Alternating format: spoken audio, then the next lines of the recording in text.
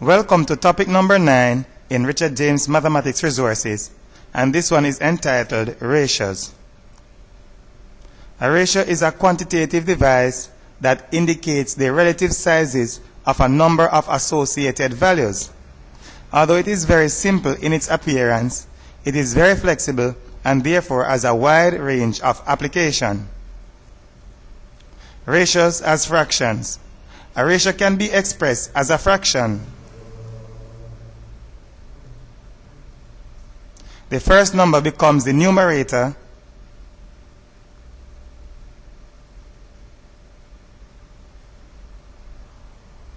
the second number becomes the denominator.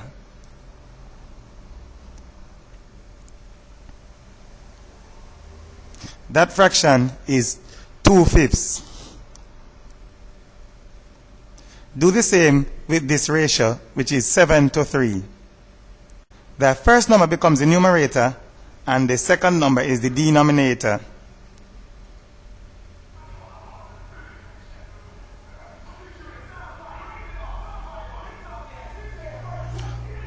What is the use of writing a ratio as a fraction? Writing a ratio as a fraction can help to simplify many calculations.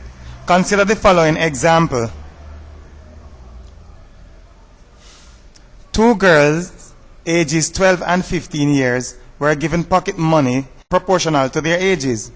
The older one got $120. How much did the younger one get? Of course, the older one is 15 years. 15 years old, and the amount of money that she gets is $120. Write the ages as a ratio. 12 to 15 is used. Now, write the amounts received as a ratio also. The small amount that we do not know should be written first, as the smaller number in the first ratio is written first. So the smaller number is written first. Therefore, the smaller amount that we do not know, which is x, is the one that is written first, and it is written in a ratio also. So write both ratios as fractions like we just did.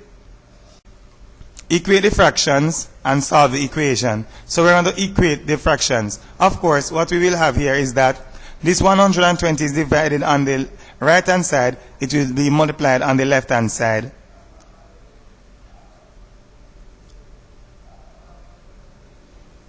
And the entire system will be simplified to give x is equal to 96. Of course, solving these simple linear equations at this stage should not pose too much of a problem. The younger one received $96. At this stage, the reduction of fraction should not be strange to you. Ratios can be reduced in the same way that fractions can be reduced. Find the number that is a common factor of the numbers in the ratio and divide each term by the common factor. So we have 12 to 15. The numbers in the ratio have 3 as a common factor. Reduce them by dividing by 3. So we're going to say 3 into 12 and 3 into 15. 3 into 12 is 4 and 3 into 15 is 5. So the new ratio is 4 to 5. There's another one. 90 to 75. The numbers in the ratio have 5 as a common factor. Reduce them by dividing by 5. 90 divided by 5 is 18, and 75 divided by 5 is 15. 18 to 15, and of course, this can be further reduced by a factor of 3, because 3 can go into 18 and also go into 15. So we're going to reduce that, and we get 6 to 5. It helps if students can see that there's a common factor of 15 instead of reducing by 5, then reducing by 3. A problem may not ask us to write a ratio as a fraction in its simplest form. However, I have seen problems in which it was a requirement and other problems that were made simpler by doing so. we may write the ratio as fraction, then simplifying it, or vice versa. So we might write it as a fraction, then simplifying the fraction, or we may simplify the ratio and then write it as a fraction. Reduce the ratio first. There is a common factor of 7. 7 into 21 is 3, and 7 into 49 is 7. So that ratio is 3 to 7. Write the ratio as a fraction as before. So we can write that ratio as a fraction just like we did before. With the numerator is the first number and the denominator is the second number.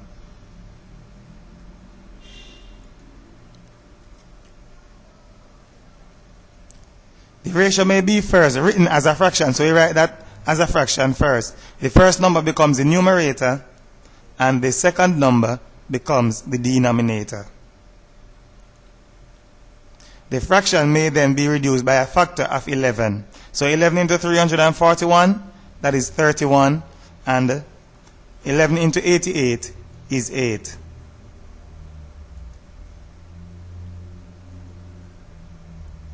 So our fraction is 31 over 8.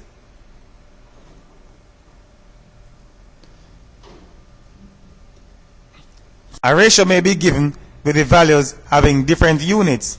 The values have to be brought to the same unit before simplification can take place.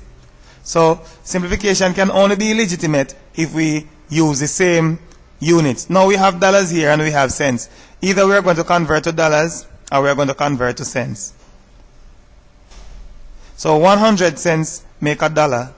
So we may change the dollars to cents by multiplying by 100, or the cents to dollars by dividing by 100. Change the cents to dollars. These units will be the same, so they are going to go to dollars, and then they can be disregarded in the resulting ratio. So if we convert this to dollars by dividing by 100, we'll get 30 to 24. The units, this will be dollars and this will be dollars, and they can be disregarded from the ratio. We can simplify the ratio using 6 as a common factor. Of course, 6 into 30 is 5 and 6 into 24 is 4. So that ratio is 5 to 4. Write the resulting ratio as a fraction. Of course, we have done that before. The first number becomes the numerator and the second number becomes the denominator. There's another one. We have 12 inches make a foot, because we are using inches here and foot. So it's 9 inches to 1 foot. So of course we may change the inches to foot, or we may change the foot to inches. Okay. Well, if we convert 9 inches, we're not going to get feet. We're just going to get a fraction of a foot. So we are going to convert the 1 foot to inches, and that is done by multiplying by 12. The units will be the same and may be disregarded from the ratio. So 9 to 12, of course we may reduce 9 to 12. 3 is a common factor, so 3 into 9 is 3, and 3 into 12 is 4, so that is 3 to 4. Write the resulting ratio as a fraction, as usual. The numerator comes from the first number, the denominator comes from the second number.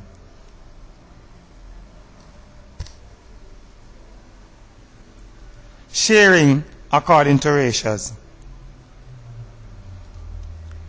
Share $2,000 among 3 boys in the given ratio. We have that ratio is 6 to 9 to 5. The ratio has 3 numbers and there are 3 boys. The total amount, $2,000, must be shared in 3 parts. The best way to view the ratio is to consider each number as the number of units to be assigned to each share. So we have 3 shares, 1 for 6, 1 for 9, 1 for 5. Of course, 6 represents 6 units, 9 represents 9 units, and 5 represents 5 units. But we have 3 shares. This is 6 units, 9 units, and this is 5 units.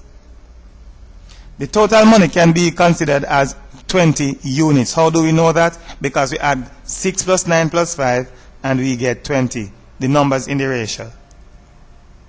Find the amount equivalent to 1 unit. How do we do that? If we have 20 units and we have $2,000, so what do we say? We say 20 units equal to $2,000. That means what's the size of 1 unit? To find 1 unit, we are going to divide $2,000 by 20, and we are going to get $100. So the size of 1 unit is $100. Remember now, we have 3 shares, and the number in the shares tells us the number of units that the entire thing is divided into. And the total of those give the total number of units. So we have in totality 20 units. So we are going to find the amount equivalent to 1 unit. So 1 unit is 2,000 divided by 20, and that is 100. And of course, the rest of it is quite simple. The first gets 6 units, which is 6 times 1 unit. 1 unit is $100, so 6 times 100 is $600. The next one gets 9 units, so 9 times 100, $900. And the next one gets 5 units, so 5 times 100 is $500. So those are the amounts that are the shares, equal to the shares that we are going to divide this entire amount of money into. $600, $900, and $500. The shares are respectively $600, $900, and $500. When sharing according to ratio, it is not necessary to outline the steps in such a great detail as long as the principles are maintained. So we don't have to go through the units and all of those things. We may go straight ahead. So share 60 mangoes in the ratio 11 to 4. So we're going to add the numbers in the ratio to get the total number of units. And 11 plus 4, those are the numbers in the ratio. 11 plus 4 is equal to 15. So we have 15 units in totality. So 15 units is equal to 60 mangoes. So of course, if 15 units is equal to 60, then 1 unit is equal to 60 over 15. The first gets 11 multiplied by 60 over 15, which is 44. And the second gets 4 multiplied by 60 over 15. So in this case, we did not say 60 divided by 15 in order to get the exact number of mangoes in one share. So we did not do the division. We went straight ahead and we multiplied by the fraction that is 1 unit, which is 60 over 15.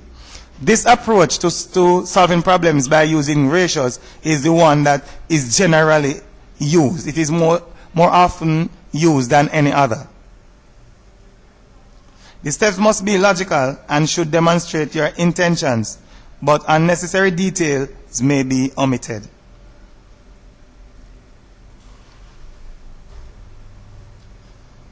Not neglecting all the principles that are involved, we may progress with great efficiency and precision. So we're not going to forget all the steps, but we are going to go do this problem that we are going to be solving now in a more efficient way. Share 128 marbles in the ratio 3 to 5 to 8. That is what we are going to be doing. So we're going to add the numbers, and we get the 3 plus the 5 plus the 8. We get 16. So we have 16 units.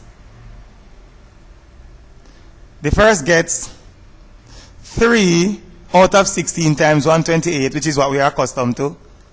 And the second, 5 out of 16 times 128, 40. And the third one gets 8 over 16 multiplied by 120, which turns out to be 64. This is the way that we usually approach the problem. But I've just included the concept of the number of units in order to solve problems that might be a little bit more taxing on the mind. It can be of great benefit to students if they bear in mind that the numbers in the ratio tells us the number of units that the individuals get, especially when the work with ratios gets a bit more sophisticated.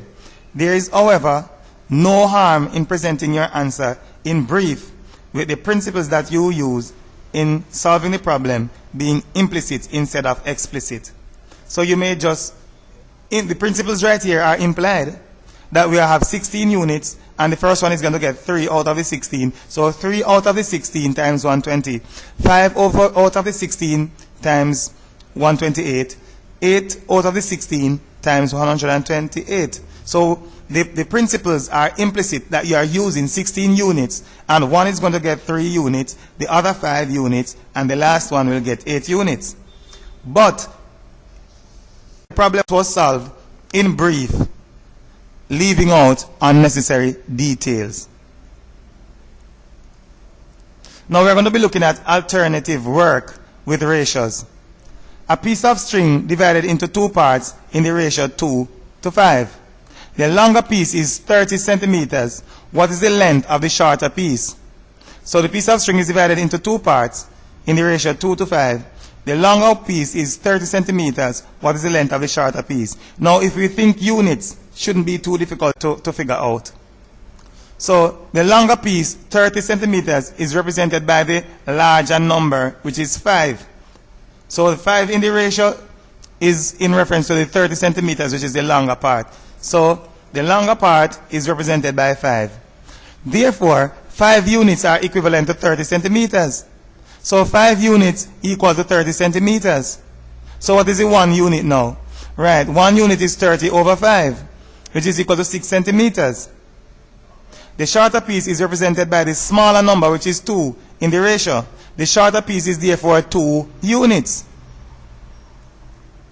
The shorter piece is 2 units, and we have the size of 1 unit. What is the size of 1 unit? 6 centimeters. So what's the size of 2 units? So 2 multiplied by 6 is equal to 12 centimeters. So there we have it. First, we know that in the ratio, this represents 2 units, this represents 5 units. This piece, which is the longer piece of string, is represented by 5 units. So 30 centimeters is equivalent to 5 units. Here we have it, 5 units equal 30 centimeters. So what is the size of 1 unit? 30 divided by 5, which is equal to 6 centimeters. But we are required to find the length of the shorter piece, and that is equivalent to 2 units. This is 1 unit that we have here, so we multiply by 2, and this is the length of the shorter piece, that is 2 units in length. Odain stole a piece of cake. The mass of the piece stolen to the piece that remained was 3 to 7. If the mass of the piece stolen was 360 grams, what is the mass of the piece that remained? So the piece that was stolen to the piece that remained is 3 to 7. So the piece that was stolen is 3. And the part that remained is 7. So the one that was stolen is 3, which is the one that was stolen right here, 360 grams. The piece stolen is 3 units. This is equivalent to 360 grams. We have it right there.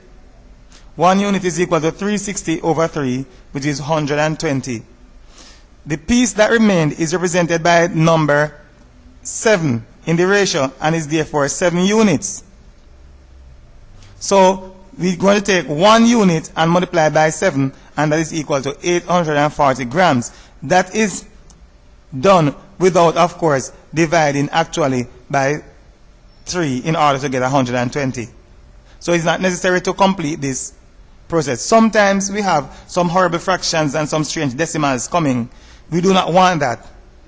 So we would not divide it out until it is proven to be a complete necessity when we multiply by the final number here and there is no cancellation. So we may just use the fractions and then multiply by 7, although we are not presented with any terrible fractions here. We may just take that same approach. The mass of the piece that remained is therefore 840 grams.